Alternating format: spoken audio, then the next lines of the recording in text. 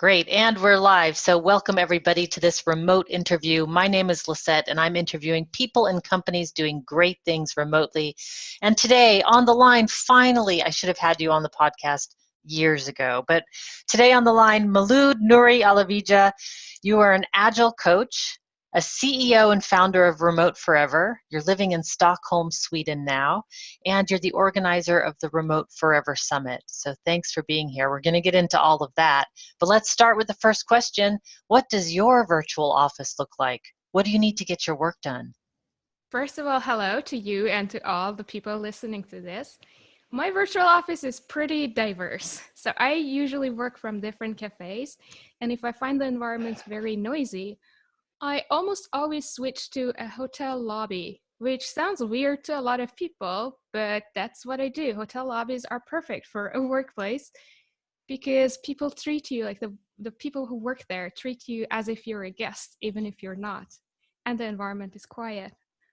That's So go usually to the how. fanciest hotel lobbies that you can find, right? Yeah, they have the best service. So yeah, Brilliant. cafes and lobbies are right now my virtual office. And why cafes and lobbies? Why do you choose there? That's a very good question. When I first went remote, I had to experiment with a lot of different environments to figure out where I was the most productive. Just like a lot of people, I thought home would be it, but home wasn't because I live in Stockholm and I live in a small one-bedroom apartment. And it was not really allowing me to separate where I sleep and where I cook and where I watch TV from where I work. And I think that's a really uh, important thing, that you need to distinguish your workplace from where you do everything else pretty much. So I needed to look outside. I tried co-working spaces. They were good for a while, but I like the diversity that I get from cafes. And do you have any issues working in cafes, like noise or, I don't know, uncomfortableness, people? What are some of the things you struggle with there? Because it sounds luxurious. Well, of course I have problems there. The first thing and the most obvious thing is if you have a meeting and you're in a cafe and it's noisy and there is a sound of coffee grinding and coffee pouring and people talking, the other person on the other side of the line is going to be very, very bothered. So obviously that's not a good environment if you're going to have a lot of meetings during your day, which is why I always have a backup plan. So I have like this Excel sheet, maybe someday that would turn into an app, but I mark where cafes are, what they're good for, and whether or not there is a good hotel lobby nearby. So if I have a meeting, I schedule the meeting and I just move there. And also, another tip that I could give about hotels is that a lot of times you can book a conference room in a hotel for free if you go there on the day and it's available. And if you don't need catering or you don't need them to give you any service, but you just want to use the environment. That is a great tip. So you show up to the lobby and you say, "Hey, I've got a quick call I've got to make. Is there any sort of room available?" And they're like, Exactly. "Oh yeah, conference room A. Yeah, Head on it's over not there." usually as quick, but it's possible. And I have gotten conference rooms for free quite a few times. Brilliant. No, I didn't even think of doing that. So yeah. Wow. Hotel lobbies, cafes. So that's lovely. That's a lovely way to do it. So let's talk a little bit about Remote Forever and some of the work that you do. So there's a couple of things that you're doing. So you're an Agile coach, Yeah. and you're also organizing the Remote Forever Summit, excuse me. Yes. So we're definitely going to divide it, or we're definitely going to dive into the Remote Forever Summit, but let's talk a little bit about your Agile coaching, because you in particular have a focus on distributed teams and an interest in distributed teams. So Absolutely. tell us a little bit about your background and your experience there. So, just like a lot of agile coaches, I started as a developer and then I became a tester and then I became a leader in a very technical uh, environment and in a very technical way. Then I discovered agile. So that's how my agile journey really started. But agile coaching really, really got me. I got hooked. I went to courses. I took vacation to go to courses to really learn what this agile thing and agile coaching thing was about. And the focus on distributed teams was formed very gradually. It was actually an observation I had. So I do retrospectives for myself every once in a while, and the regular ones happen every Sunday. So there was one of those Sundays where I was sitting with myself, in a cafe, inviting myself to an Irish coffee. And I thought, wait a minute. The Agile Manifesto says you shall be co-located. And every single team I have ever worked with has not been co-located. What's the deal with that? So that's where I started researching, and that's around the time I also found you, and also like a lot of other people who are active in this sphere of working with distributed teams. But the collaboration between Agile and distributed team was not very strong when I got interested in this area. So I started creating my own content and talking to a lot of different people, and that's pretty much it. So right now, what I do as an Agile coach is that I help companies that are distributed and are transforming to Agile ways of working to do Agile better. And I also help companies that are doing Agile well to take advantage of the benefits of working remotely. So bringing the two worlds together. Love it, love it. And there really is a divide in the Agile community about, because in the manifesto it says, it should be face to face. But then again, it was written in 2001 and the technology wasn't as good as it is now. Absolutely. So it's so much easier to be together. So I think, in the Agile community, I'm not so personally interested in whether remote is better than co-located or not. But I think your point speaks to this really well, which is, what if you have to be remote? Which is the situation that most teams are in. They'd probably prefer to be co-located, but you can't be, and then what? So what are some of the biggest challenges that you're seeing Agile teams go through in order to be or when they're distributed?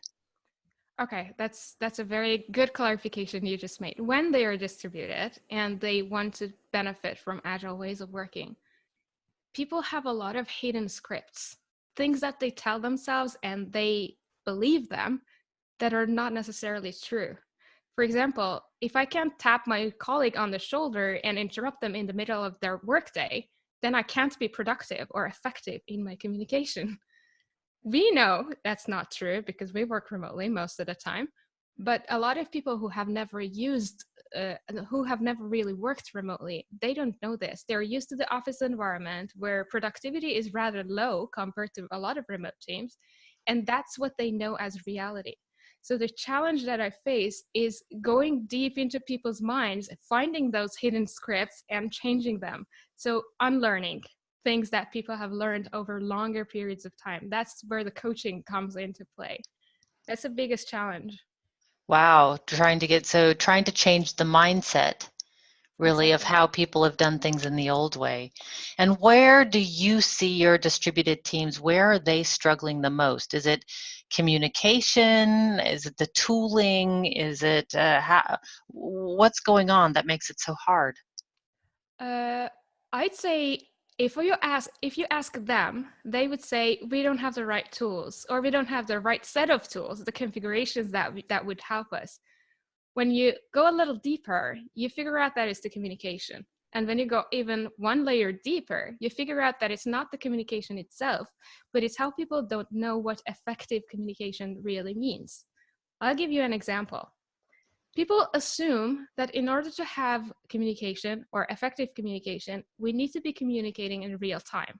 We need to have meetings.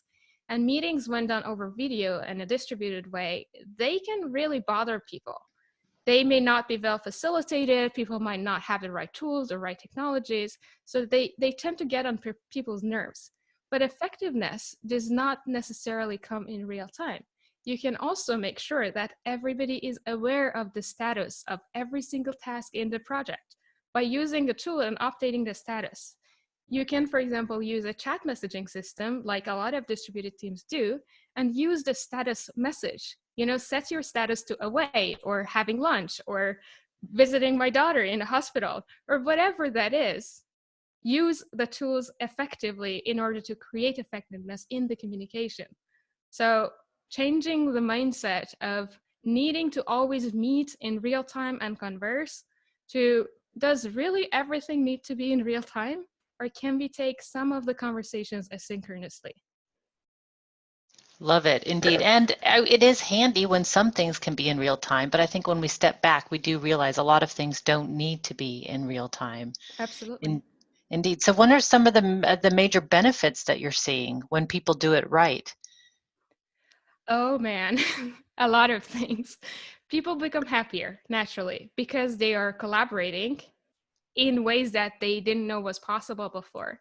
They are creating designs, they are creating code, they are making sure that their code is well tested and integrated. And I'm talking particularly about development teams in agile environments.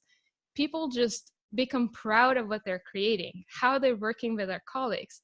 So happiness and productivity are the first two benefits that you face when you actually manage to create effectiveness in the communication.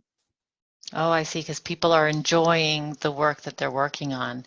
And do Exactly. you see anything about, working where you're most productive? Do people like, I mean, is that something that's of value to the people on the team? It depends. It's very individual for different people. I just recently chatted with someone commenting on your posts on LinkedIn actually, who said, "Yeah, and it's nice for other people, but I can't do that because I have a daughter at home or I have a kid at home. And in a noisy environment like that, I can't work." So it comes back to the habits and the learnings that we need to unlearn. No one said you need to work from home. You need to figure out where you're most productive. Maybe it's an office. Sure, go to an office. But research shows that most of the open offices are not the best or the most productive environments for people, and that's mostly due to interruption. So work with those interruptions, figure out how to communicate more effectively, and an office can be a good place too. Right. Indeed. It really is not. Yeah, there was an assumption there on that LinkedIn post that working remote meant working from home. And indeed, Exactly. that was one of the assumptions and the mindsets that needs to be challenged. It could be, well, go to a co-working space. Well, go to, a hotel lobby or a cafe or find what works for you and then do that. Indeed. Library, that's another one. Libraries are great. I've also recently been doing that. Very quiet, great internet. Yeah, lots of books and inspiring views usually. Cafes, also nice. Yeah, love the library. So you're organizing an online conference called the Remote Forever Summit. Yes. What is it and why did you start this? Oh man, that's a big question. So, what is it is easy to answer. It's an online conference that aligns with what we have already talked about. It's bringing remote work and Agile together.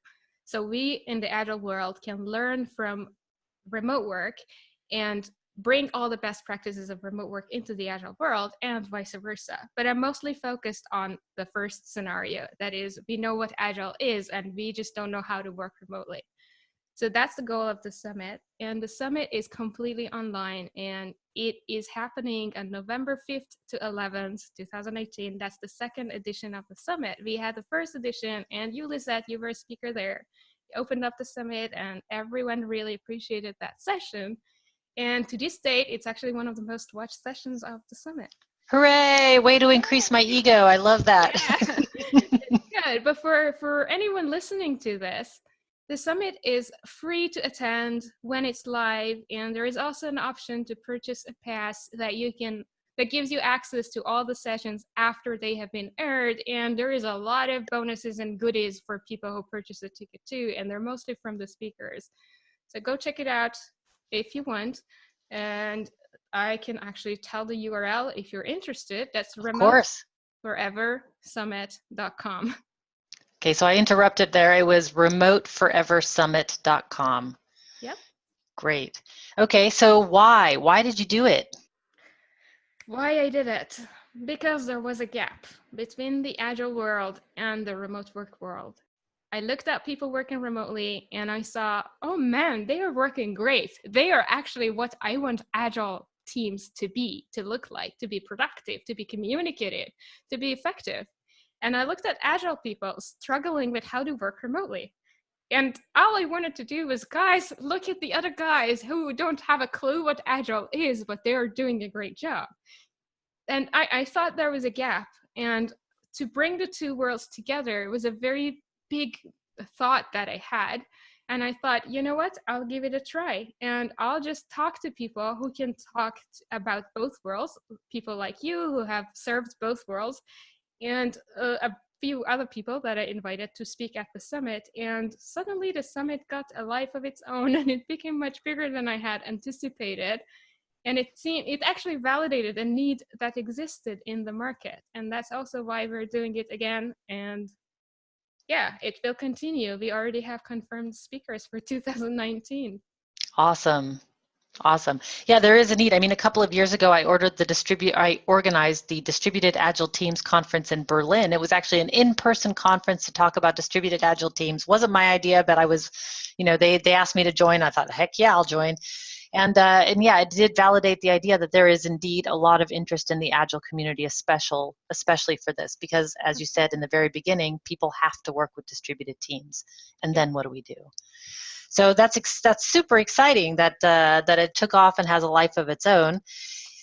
What's in it for you personally? What do you love about the summit? About remote working? About remote working, well, I enjoy the freedom that it gives me. I enjoy the fact that I'm not judged based on how many hours I put into delivering a certain set of results, but I'm only, measured based on the results that I deliver. And it also is growing me a lot as a person, and particularly as a leader. Oh man, putting the summit together and having a team to help me organize it, that's already helping me grow a lot as a remote leader. Things get misinterpreted, I accidentally offend someone, so I need to learn how to take responsibility, how to apologize, and learn all those self-development techniques that I might have heard of before, and I might even have used them before in a face-to-face kind of setup. But doing that remotely is a whole set of new skills that I'm learning. But bottom line is fulfillment. I really enjoy working in a way that I feel the most productive, and that I feel that I can deliver and add and contribute to the world to the best of my ability. Love it. Love it. So now when you talk to other leaders and managers about this, I'm sure they have lots of questions on the whole remote style of leadership. What do you think the major differences are? What have you noticed for yourself? The very obvious one is you don't see people, so you don't know what they're thinking. You don't know whether or not they're present. You don't know whether or not they're working, right? So when you talk to leaders, when I talk to leaders, one of the main concerns that they have is when I don't see my employee, I don't know X. And X can vary. It can be a lot of different things for different leaders. But yeah, that seems to be the main challenge, to figure out how to help this person, this leader, to basically let go and trust. And trusting is already a very, very hard thing to do, and to give people the skills that is required to trust other people. Ooh, that's a big one. But you know what strikes me is your previous answer in compared to this, where leaders are so afraid that people aren't going to work when they're given the freedom to work where they're most productive. But in reality, people such as yourself are wanting to work remotely because you want to be productive, not like you want to lay on the couch. And if you are laying on the couch, you're being productive while doing it. Yeah. So people are working remotely not to slack off, but it's just the opposite. It's in order to work at their fullest potential. Yeah. One of the things that I do usually when I'm hired by companies like that who are struggling with allowing remote work to exist in their organization is I go around and I ask people. Sometimes I walk around with a leader next to me and I just talk to the employees so the leader can listen in and hear what the answers are. I ask people this very question: where do you go to get work done? Where are you the most productive? And answers usually basically convince the leader on their own. I don't even sometimes need to have a conversation to follow up. The answers are often, well, I come to the office before everyone shows up, or I stay a little late in the office, so, I can have some alone time when everybody's at home. So yeah, that's self-explanatory. Well, I like that you actually go around and ask people, and I think that as part of leaders in an organization, whether they're co-located or remote, that's one of the things that people forget to do over time, is to actually just go and talk to the people and just check in and ask a lot of questions. Yeah. So really It good can't be point. the only way, but it certainly is a very helpful way. Right. Right. A great way to connect with people. So Definitely. on the same topic, a lot of people suffer from burnout and are bad at managing their time. And you in particular, I know from working with you, you are a rock star at managing your time. I am in Thank serious you. admiration with that. Thank you. So what are some of the things you put in place for yourself to manage your time and to keep from burning out? Because you obviously love your work, so it must be hard to stop. It is. It definitely is. I am guilty of staying up late at night. Right now, I'm doing this and I have a cold. I had to really push myself to come to this interview, but I'm doing it because I'm not dead, you know, I don't have a fever. So, what I do is a rule that I follow. I think all the time, if it's not on your calendar, it doesn't exist. So before we hit record, we talked a little bit, you and I, Lisette, we talked a little bit about setting goals, making plans, and scheduling the activities that help you make those plans and those goals a reality. I see this as a little bit similar to how we in the Agile world do user story mapping. We have three different layers of a story map. On the top layer, we have the user journey, which is basically themes of things that the user needs to do to get value from the product. The second layer is the headlines of the user stories, and the third layer is the user activities. So bringing this back to life and time management, it's set goals for sure. Do your yearly resolution, absolutely. Have your quarterly retrospectives, definitely. And use a planner for sure. Plan, you know, when you want to achieve a certain goal, break down your goals into smaller goals and make sure you do achieve them. But what about the third layer? What about the activities that you actually need to do in the only 24 hours that you have to make sure that you're actually moving forward? And another rule that I follow is taken from Lean. That is, identify waste and remove it. Love it. Yeah. So how do you identify waste in your life? Can you give us an example to make it more tangible? Definitely. So the first thing that I learned, I can give you the example of the summit from last year. As I told you, I started the summit thinking that it was just, you know, something I wanted to do, something I dreamt about, and then it became a goal, then it became a plan, then it became a set of activities that I followed, and it was a reality. What I had not anticipated was the number of people who would sign up. So I thought it would be, you know, 200 people. And then I was hosting a summit for over 2,000 people. So the Awesome. requirements, yeah, it is awesome. But also the requirements changed a lot. So I needed to be pragmatic and I needed to react quickly. So what that looked like for me was that I was editing all the videos myself. And I am not an expert video person at all. I had to learn a whole new software. It would take me hours to just edit a single video. So that was a waste that for me, for my time and my set of skills, especially since I didn't really enjoy this work, that was a waste. So I outsourced that this year to someone who enjoys doing that. And that's where collaboration is so beautiful. Outsourcing or collaborating with other people and trusting that they would enjoy working with their strengths and their skills and allowing yourself to work with your strengths and your skills.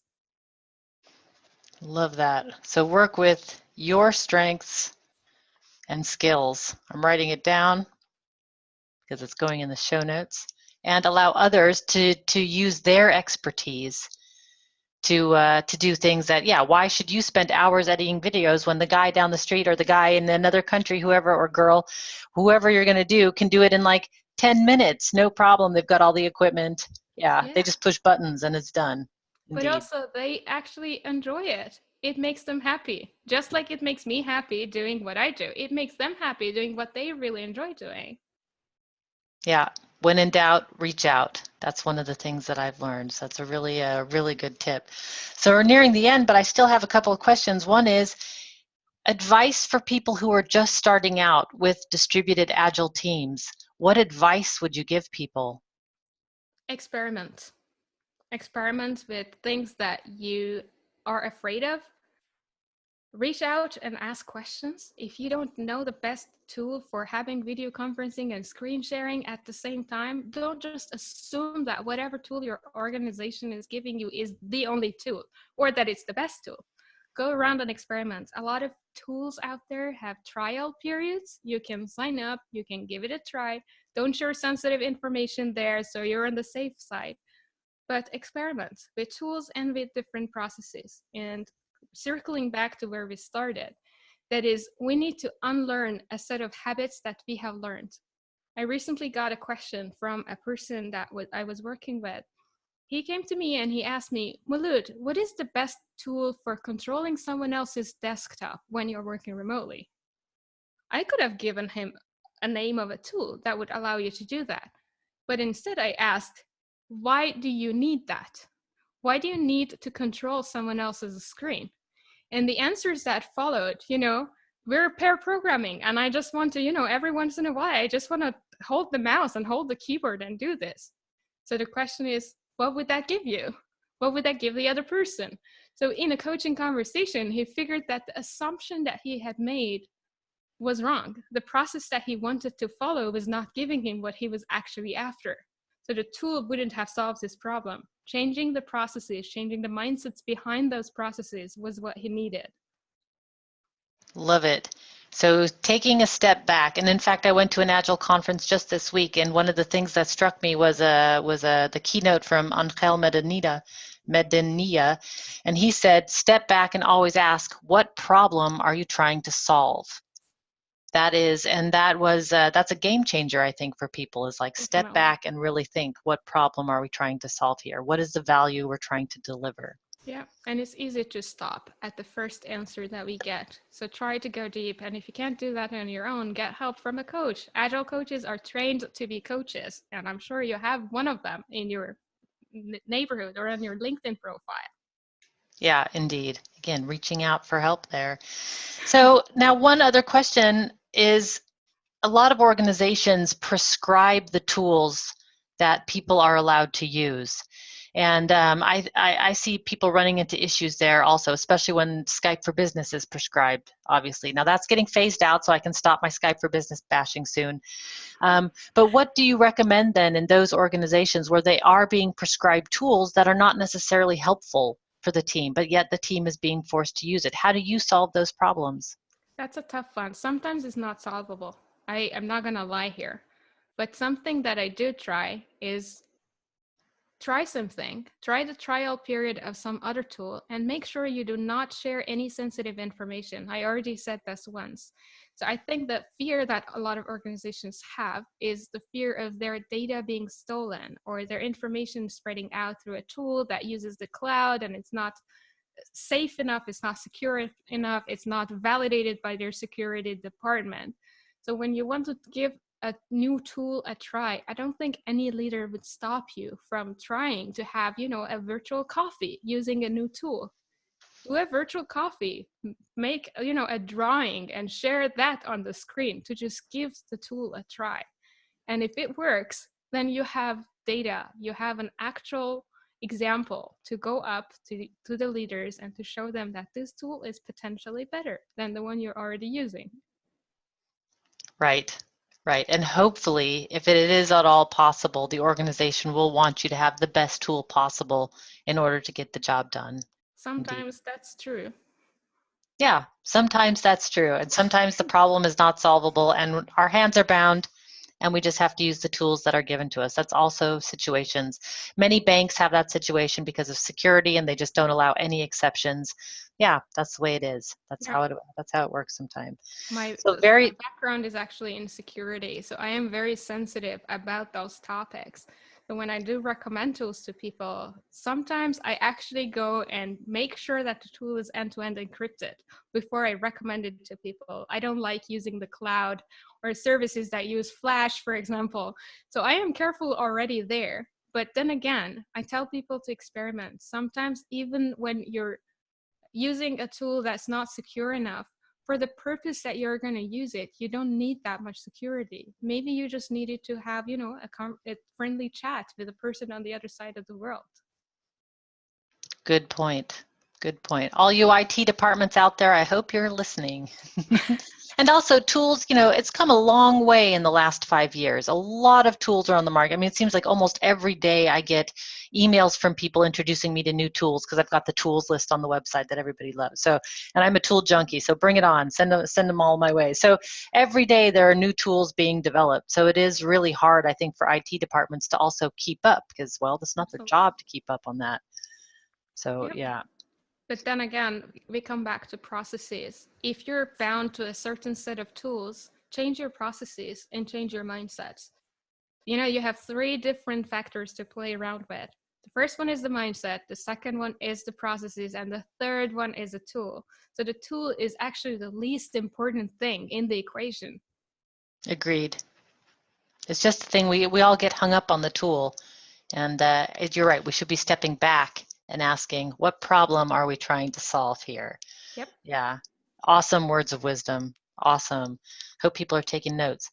So very last question, Molood, is if people want to find you online, where do they go? That's a good question. Most people find me on LinkedIn. I'm probably the only Molood in Agile, so it's not hard to find me. But also, you can find me on my website, remoteforever.com, or on the Summit website, that's remoteforeversummit.com. There are contact forms on both of those, and my email is Molood at both of those domains. So that's pretty easy. That's pretty easy. And I'll also put it in the show notes for people. But indeed, if you Google Molood, you're probably first on Google. Actually, no, I'm not. And in the images, I might be the first one, but I'm not. Molood is a very typical Arabic name for guys. So you would find a lot of bearded guys that are Oh, named Molood. Yeah. and if anybody's watching this video, Molood does not have any kind of beard whatsoever. So, yeah, great. That So that should be is the first clue. right. Yeah. Well, thank you so much for your time today. I really appreciate it. You had some really great pearls of wisdom to share, and I hope that everybody attends the Remote Forever Summit starting on November 5th, 2018, and reoccurring every single year. So if you're hearing this podcast later, then sign up for the next year. Hopefully. And thank you so much for having me, Lisette. And thanks all the audience for listening. Thanks, everybody. Until next time, be powerful.